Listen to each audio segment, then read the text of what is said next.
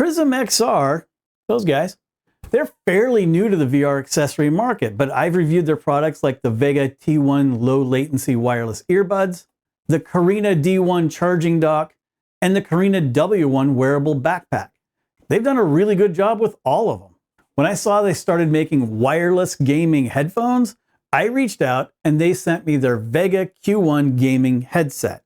Now, I don't control how they make their products, and they don't control what I say on my channel. Everybody stays in their own lane, and you get 100% honest reviews. Mostly what I've used headphones for in the past is for the Full Dive Gaming podcast with JayBratt and NatBratt. Recently, I got tired of those shit headphones I was using and decided to upgrade. And I got an upgrade.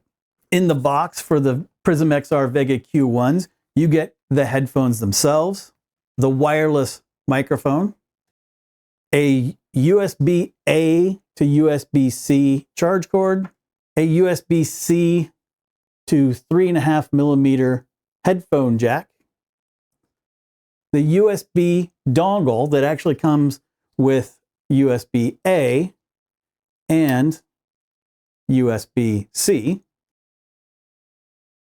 a very important little card here that just thanks you for buying the product, but also has a QR code so you can get the desktop app. As far as the build and features, it is plenty durable. I really don't think you're going to have any problem breaking these unless you do something stupid like sit on them or throw them across the room when you get mad or something stupid. The top has a memory foam pad covered in, I believe it's going to be PU leather. Almost everything is these days, and a leather top. The ear cups are made of the same material. They're appropriately squishy, and I have no doubt that they're going to last you quite a long time. The part here where the cups attach to the headset frame, that is notched in multiple places on both sides so you can get a good fit, and they extend long enough for just about any noggin. Speaking of that, they are flexible. They stretch way out there. I don't know how big.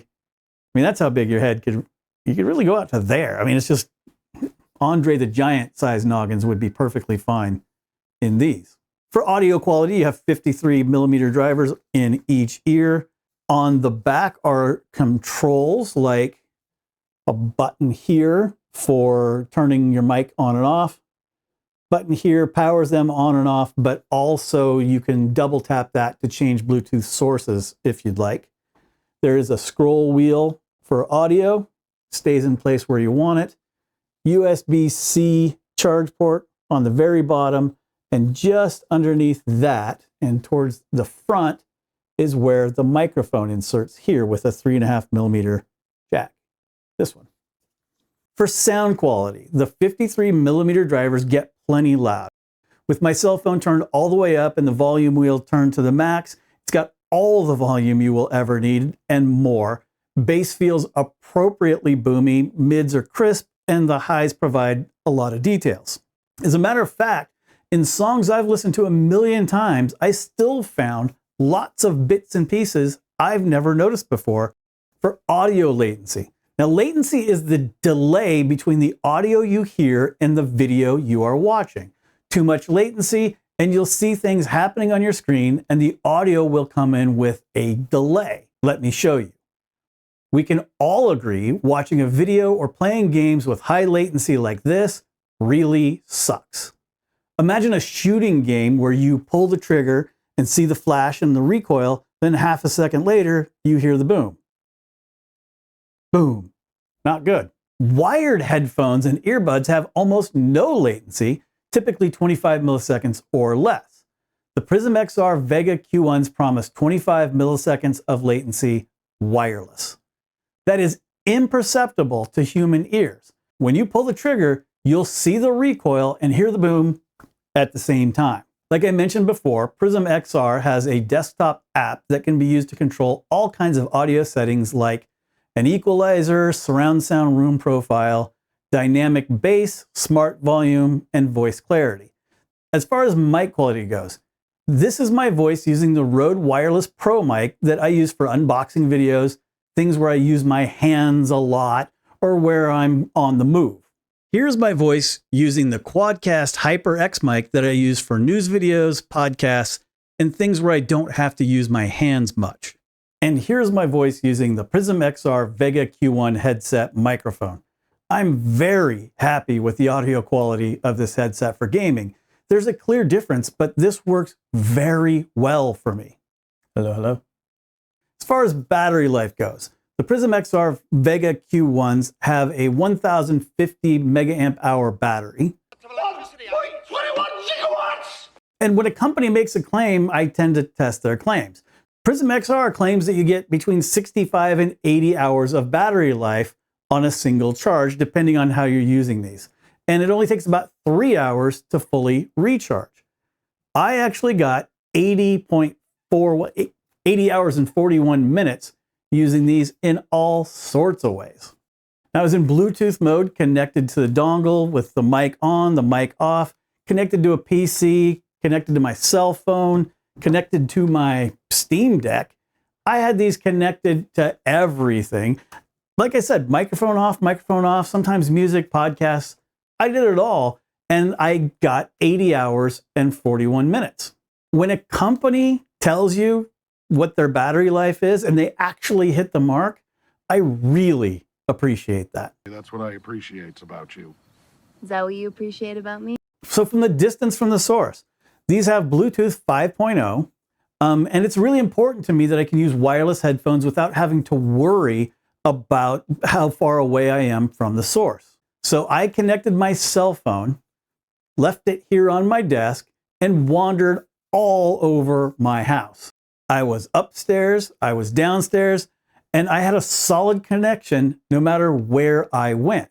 So then I thought, well, maybe I'll go outside. I wandered around outside in the backyard, all over my front yard, and I still had a great connection. I wandered over to my neighbor's house. I still had a great connection. So I ended up going for a stroll through my neighborhood, and I got more than 3 houses down, a little over 3 houses down from my house, and I could still hear perfectly before it eventually started having some micro stutters and then it cut out. That was so damn impressive to me because I've got some Bluetooth devices that claim to be Bluetooth 5.0 and they won't work 2 rooms away. This worked down the block. As far as compatibility, the Vega Q1s work seamlessly with Quest 2, Quest 3, Quest 3S, Steam Deck, Pico 4, PS4, PS5, PC, Nintendo Switch. Pretty much if it's got a USB-C port, it's going to work. Xbox is the only little caveat to all of that because you do have to use that with a 3.5mm wired mode. Nitpicks. It's got a detachable mic, and for some people that is exactly what you want. You just want to get it out of your way. This gets out of the way nicely. You can leave it attached and it's going to be just fine. But if you want to remove it, there's a chance you'll lose it. It's great that it's got the USB dongle. I just wish there was some place to attach it when you're not using it. Just a little piece off of the ear cup would be nice to just be able to stick that on the side and store it there. Another nitpick is the dongle itself. So it's got USB-A, and then it's got a USB-C separate dongle. Now, what I would love to do is on my Quest 3, be able to plug this in and then attach a power cord from a battery head strap or something like that and be able to supply power while having audio. You're going to have to make a choice. Do you want the audio or do you want the battery? Because there's no pass-through on this. At this point with my review, there is no mobile app for your phones. So you have desktop only. That's where you're going to make all of your settings. I'm not sure why that is because PrismXR actually has a really good app for their Pupus VR access point, which I'm going to have a review on that coming soon. But they have an app that works with their Pupus and it works with their Vega T1 earbuds that I've reviewed. I'll leave a link for that. So who should get the PrismXR Vega Q1 headphones? If you want great audio quality from both the speakers and the microphone, if you want the ease of Bluetooth and the convenience of super low, imperceptible latency, if you want incredible battery life and range, if you value quality, comfort, and price, these are the headphones for you, because they're typically less than 60 bucks. Who should avoid the PrismXR Vega Q1s? I'm having a hard time coming up with this one. I'm gonna say if you're someone that loses things, because losing this USB dongle would be a real pain. Just attach it there somehow. I don't know, maybe even get a piece of Velcro and stick it there so it's there when you need it. Or if you're just someone that just plugs it into your PC and leaves it, that's fine too. But that's like the only negative I can think about with these. These are fantastic. They're my new daily drivers. So I will leave links in the pinned comment and description for this video because, man, I love these things. They're friggin' awesome. Those links will both go to Amazon and directly to their website, so you can look at both and figure out where you can get the best deal. Now, here's some cool people I met in VR recently, and that's what's happening. See you.